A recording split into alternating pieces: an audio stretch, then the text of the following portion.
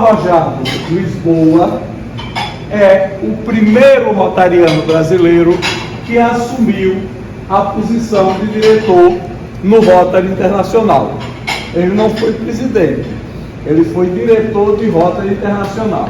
E é o primeiro brasileiro a ocupar essa posição. Ele era do Rotary Club do Rio de Janeiro e foi do board da diretoria do Rotary Internacional entre 1931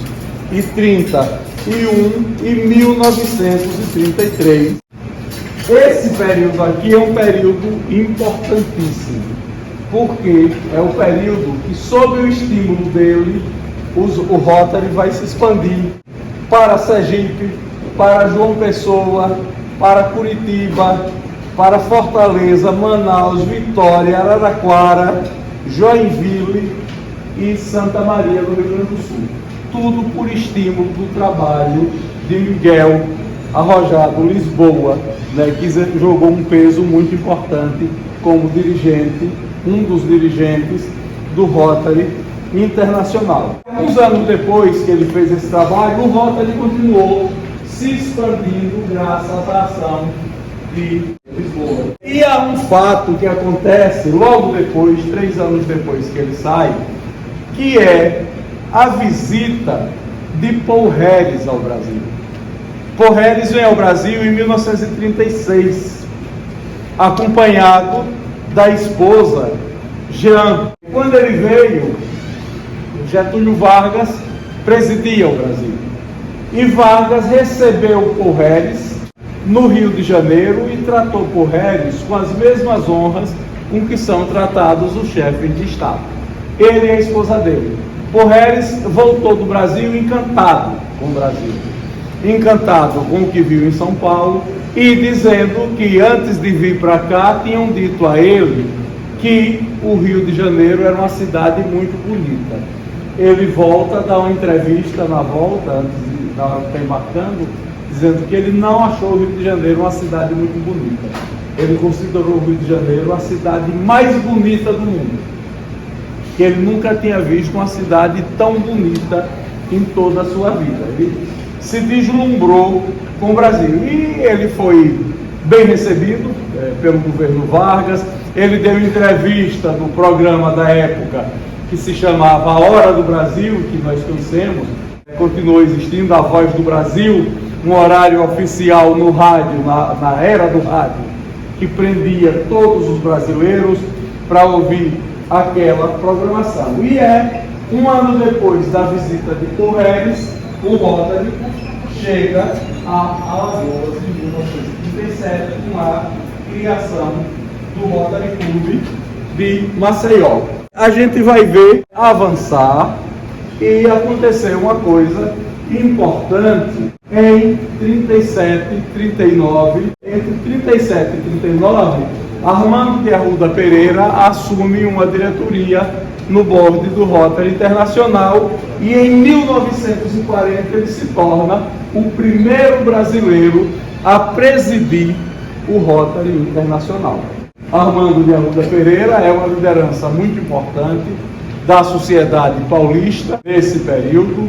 Armando de Arruda Pereira é um homem que lidera os negócios em São Paulo e é o homem que lidera o Rotary em São Paulo, no Brasil, e o Rotary Internacional como presidente no ano rotário 40-41. E a presença dele é importantíssima.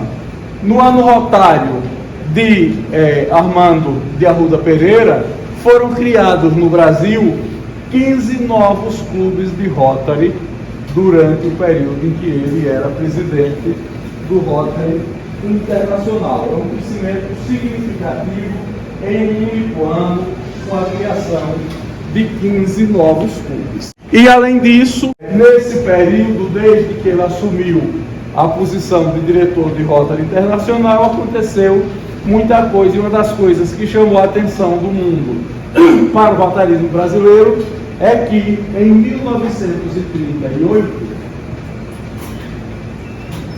se realizou em Bauru, no estado de São Paulo, o primeiro encontro de senhoras de rotarianos.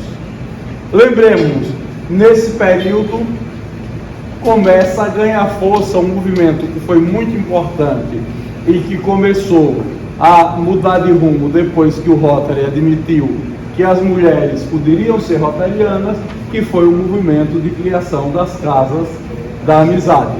Mas não foi apenas de flores, foi também de muita dificuldade para o Rotary nos anos 30. Lembremos-nos, nos anos 30 o mundo está vivendo a Segunda Guerra Mundial, no final dos anos 30. O Brasil, no início, o Brasil entrou na guerra no final da guerra. O Brasil declarou guerra e aderiu e passou a participar do grupo dos aliados, faltando um ano para acabar a guerra. E até lá, Getúlio Vargas não sabia se ele se ligava aos aliados, Estados Unidos, Inglaterra e União Soviética, ou se ele se ligava aos países do eixo, Alemanha, Itália e Japão. Tanto é que nos primeiros anos de guerra, no aniversário de Adolf Hitler, Getúlio tinha o hábito de telegrafar Hitler desejando vida longa ao Führer. No final da guerra é que ele foi mudando de posição. Ele entregou Olga Benário aos nazistas e ali tinha todo um debate que vinha da intentona comunista de 35, da liderança de Luiz Carlos Prestes, da decretação do Estado Novo em 37, uma série de episódios que apimentam essa história. Em 38, Getúlio publica um decreto preocupado com um fato. Em 38 era visível o crescimento do nazismo no Brasil, principalmente no Rio Grande do Sul. O Rio Grande do Sul tinha uma filial do Partido Nazista, que funcionava muito no Rio Grande do Sul, e o Rio Grande do Sul tinha uma organização, uma das organizações importantes para o crescimento do nazismo foi a organização da juventude hitlerista. E o Rio Grande do Sul tinha uma juventude hitlerista muito vigorosa. E além disso, nós sabemos, o sul do Brasil foi fortemente colonizado por alemães, dentre outras nacionalidades. Nós tínhamos no Rio Grande do Sul escolas que funcionavam em alemão e em outros idiomas estrangeiros. Então, em 38, Getúlio toma uma série de medidas, começa a restringir o funcionamento dessas instituições e publica o decreto 383. Eu trouxe aqui para a gente 2 artigos e um dos incisos do decreto 383 para a gente entender. O que é que diz o decreto 383? Os estrangeiros fixados no território nacional e os que neles se acham em caráter temporário não podem exercer qualquer atividade de natureza política, nem miscuir-se direta ou indiretamente nos negócios públicos do país. Até aqui, ok. Artigo 2º. É-lhes vedado especialmente organizar, criar ou manter sociedades, fundações, companhias, clubes e quaisquer estabelecimentos de caráter político, ainda que tenham por fim exclusivo a propaganda ou difusão entre os seus compatriotas de ideias, programas ou normas de ação de partidos políticos do país de origem. Até aqui ainda dá para passar. Pega a partir daqui. A mesma proibição estende-se ao funcionamento de sucursais e filiais ou de delegados, prepostos, representantes e agentes de sociedades, fundações, companhias, clubes e quaisquer estabelecimentos dessa natureza que tenham no estrangeiro a sua sede principal ou a sua direção. Nós somos uma associação internacional. Nossa sede era Chicago. Nós somos membros do Rotary Internacional.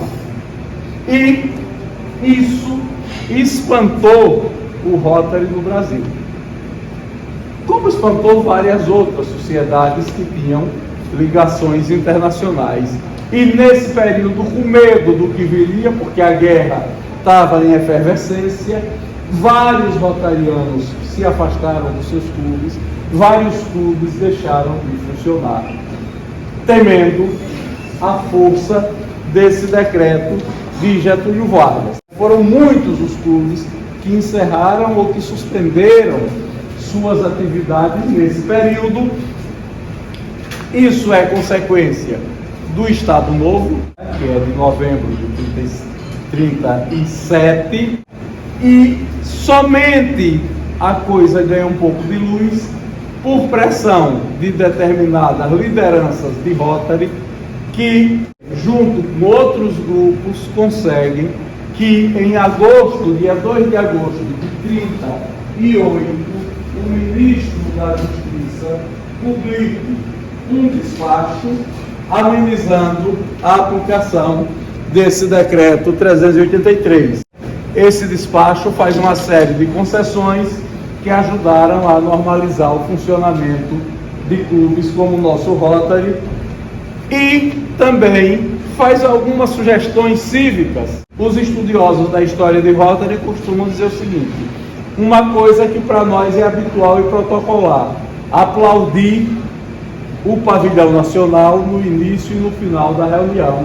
Vem deste período essa prática, exatamente para mostrar que o Rotary mantém relações com o Rotary Internacional, mas é uma sociedade de brasileiros que existe no Brasil, que cultiva os símbolos nacionais, que ama e respeita a pátria brasileira.